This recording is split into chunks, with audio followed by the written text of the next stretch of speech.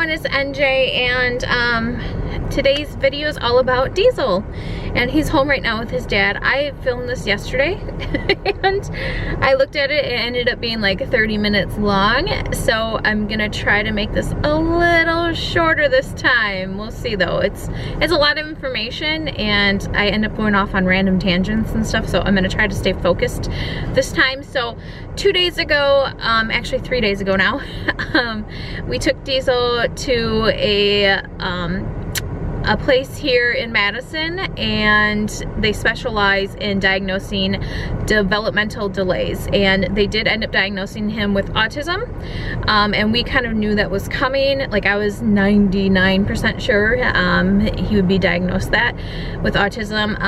The other thing I was thinking, if not autism, then like social communication disorder would be something, but I'm just gonna go ahead and kind of tell you a little bit about his story and how, like, the signs for autism that he displayed, and a little bit about our journey getting here. So around a year old, he started getting sick a lot, like with croup and ear infections and fluid in his ears, and like always having extra fluid in his lungs and stuff. And I feel like from a year to like, I don't know, 16 months or so about a 4-month stretch there, we were going in the doctors constantly, and it seemed like he just constantly had fluid in his ears and stuff. So he was a little bit like, he wasn't saying words and all that good stuff. So the doctor became a little concerned about his hearing,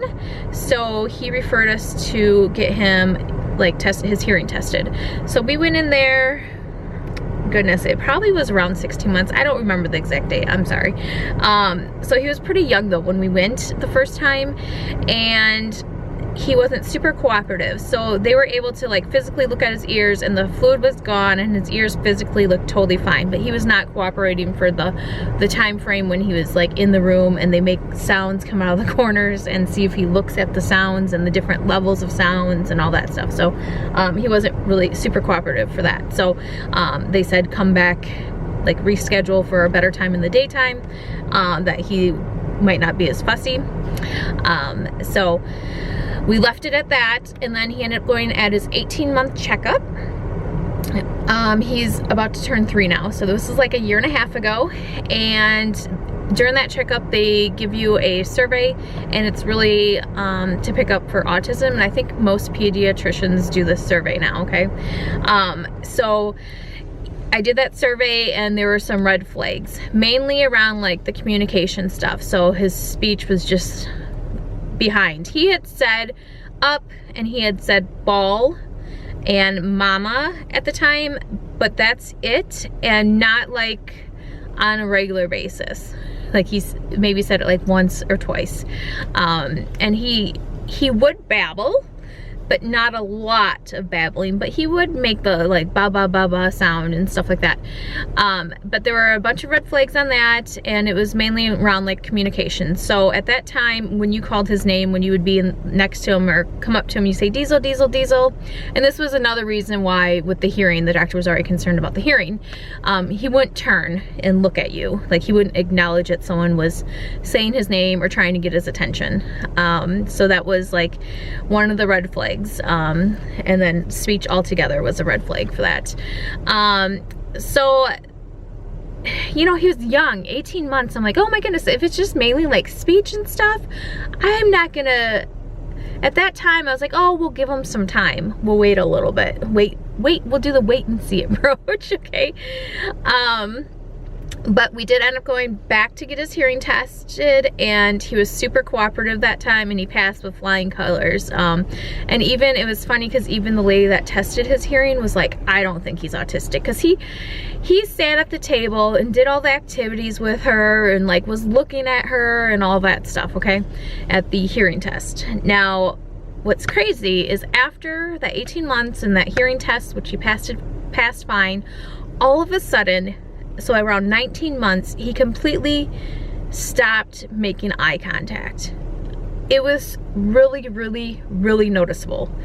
like he just completely would stop looking you, like making eye contact, looking you in your face, or like looking at you at all, or anyone at all. So I started freaking out. I Googled, like, that's what I did with all of my free time. I would be like on my laptop, looking up everything about autism, researching, and going down all the little, like, I don't know, just following all these trails, researching autism. So YouTube videos I've watched, reading people's blogs that they have about their kids. So yeah, you might be here because maybe you're doing the same thing. Maybe autism has been thrown at you. That word has come up about your child. So you're doing all that research right now. And I did that honestly for like a whole year. Till like probably last summer, and I was just like, this is enough. So at that time in my research, it said that dairy-free and gluten-free, a lot of parents had said that helped. Well, Samaya has food allergies and she's allergic to milk. So I was like, dairy-free will be super easy for me to do. I am used to doing that. I'm used to doing a special diet because of all her food allergies. So I took out dairy out of his diet. And at that time, his favorite food were these Gerber yogurts. So he was like constantly, he was eating tons and tons of dairy products. That was like his main diet, were those darn yogurts. So we took him off dairy, and I swear within a week, his eye contact came back. I'm not gonna sit here and say that his eye contact's perfect, because it's definitely not, but it's there. He makes eye contact with people. He looks people in the face and in the eyes and all that stuff. He still, though, will not recognize, like, if you say his name, he's not going to turn and look at you. So it just depends on if you're doing something he's interested in, or if you're at his level, he'll make eye contact, and stuff. So and then after I got that result for dairy-free, I was like, okay, well, I'll try gluten-free. And I did gluten-free for a few months, and I didn't see any change. So I ended up reintroducing gluten back. And then eventually I reintroduced dairy back as well. And when I reintroduced dairy back, like months later, I didn't see a back step in eye contact. It remained the same. So for some reason, when I took it out, it made a difference. But then when I have reintroduced it back to him, it's like his eye contact's still there. I will say though that he eats probably a lot less dairy, like that's a lower percentage of his diet right now, but he eats things with milk in it and dairy products. So so there's that.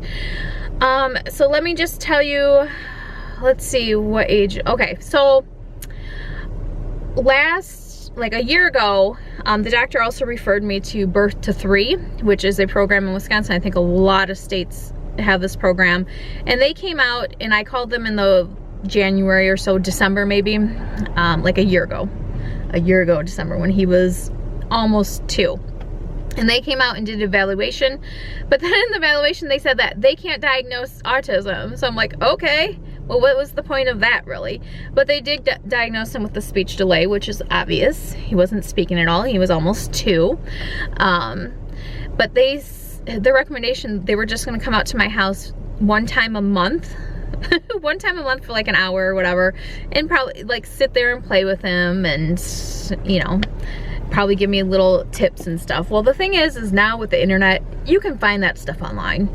You can find to sit on the floor with him and you know, play blocks and focus on, like, play with the ball and be on his level, follow his lead, and you know, pull out certain words like up, up, up, and more milk. You want more milk, and just focus on that. Or like if they're going down the slide, ready, set, go, go, go, go, go.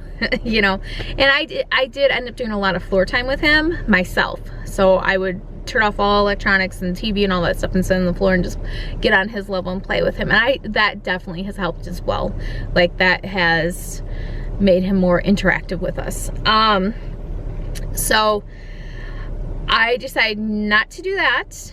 And then he had his 2-month doctor's appointment, and you know, I told them that, like, you know, they're recommending 1 time a month. That's not enough for him. He's not speaking at all. He needs way more than this.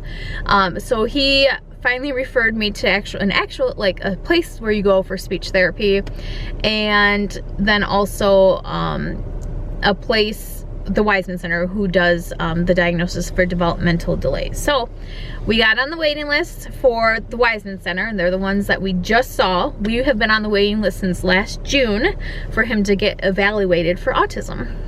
But in the meantime, this last fall, we got into a speech therapist. This is, I don't know, hopefully the time frame is making sense to you. So starting this last September, we got in with a speech therapist, and he went 1 time a week for 40 minutes. She tried starting off with like doing sign language, like, you know, like with more and all that stuff, working on that. He did not take to it at all. Then she tried a little bit of like the picture system. She brought a picture of like a boy eating Cheerios and tried having him point to it if he wanted a Cheerio, and he just would grab the paper and like toss it. He was like not interested. So then we ended up just in like the occupational physical therapy room, and she just got on his level and followed his lead, kind of like what I said I did with the floor time. So, you know, you blow bubbles, you say pop, pop, pop, pop, pop, and then you'd, you know, say like more bubbles, and pop, pop, pop, pop, pop. So he did that for about 2.5 months this last fall. I got the bill for that, and it was ridiculous. Like over $2,000 for these 40-minute sessions, okay? I loved his speech therapist, absolutely loved her, but the amount that they billed is insane crazy. And I'm like, no, no, no. And this is like in November when we stopped that, and I knew he was going to be turning 3 here, and as soon as he turns 3 through the school district, he'll qualify for some services. And I also knew we finally got an appointment scheduled at the Wiseman Center to get him finally diagnosed with autism, if that's what it is. So yeah, so I called the school district, and he has to go in and get a separate evaluation there.